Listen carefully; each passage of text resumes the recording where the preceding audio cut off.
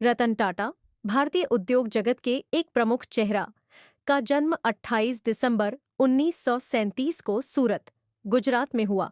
वे टाटा समूह के पूर्व चेयरमैन हैं और उनके नेतृत्व में समूह ने कई महत्वपूर्ण उपलब्धियां हासिल की। रतन टाटा का परिवार टाटा समूह के संस्थापक जमशेदजी टाटा से जुड़ा हुआ है। छडी जनुक्षी डीडूशी, जो भारत के औद्योगिक विकास में एक महत्वपूर्ण नाम है। रतन टाटा की प्रारंभिक शिक्षा मुंबई के प्रतिष्ठित स्कूलों में हुई। बाद में उन्होंने आर्किटेक्चर की डिग्री अमेरिका के कॉर्नेल विश्वविद्यालय से प्राप्त की और फिर मैनेजमेंट में मास्टर डिग्री की।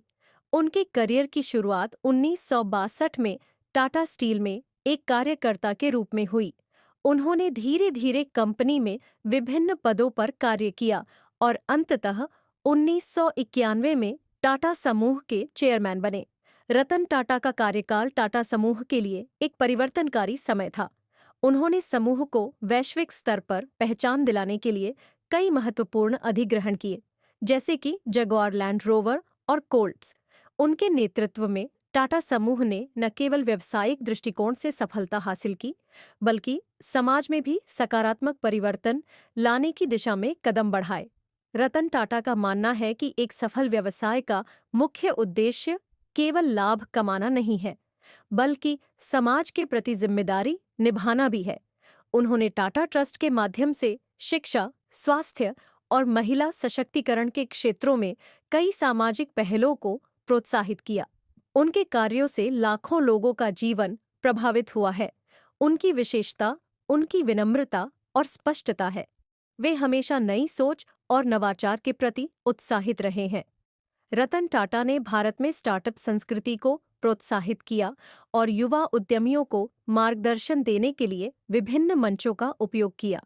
उनकी कहानी और अनुभव कई युवा व्यवसायियों के लिए प्रेरणा का स्रोत बने हैं। इसके अलावा रतन टाटा ने प्राकृतिक आपदाओं के समय में भी महत्वपूर्ण योगदान दिया।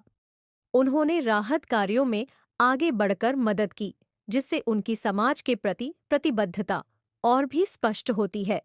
उनकी प्रतिष्ठा केवल व्यापारिक दृष्टिकोण से नहीं, बल्कि नैतिक मूल्यों और सामाजिक जिम्मेदारियों के लिए भी है। रतन टाटा ने यह साबित किया है कि एक व्यवसाय सफल तभी होता है जब वह समाज के उत्थान के लिए कार्य करता है। आज रतन टाटा एक प्रेरणा स्रोत है।